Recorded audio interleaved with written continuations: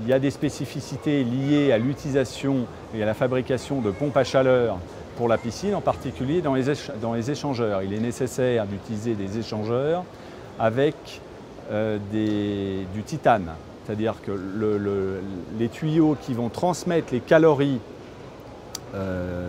du compresseur dans l'eau doivent absolument être en titane, dans la mesure où vous pouvez utiliser des traitements, par exemple au sel, qui attaqueraient en fait d'autres matériaux. On essaye effectivement de connaître, je dirais, un peu les remontées d'une part du produit existant et les besoins qui vont se dessiner pour améliorer le produit.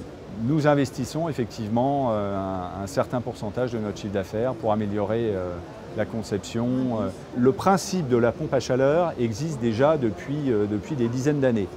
Il va progresser, il va continuer à progresser, en fait, grâce à l'utilisation de nouveaux gaz frigorigènes qui vont avoir des rendements meilleurs. Aujourd'hui, on utilise des gaz du type R407C ou R410A qui sont les mêmes qui sont utilisés dans les pompes à chaleur pour l'habitat. Dans les années qui viennent, effectivement, il va y avoir de nouveaux gaz qui vont permettre d'avoir des COP, donc des coefficients de performance, qui est le rapport entre la puissance consommée et la puissance restituée, qui vont donc s'améliorer.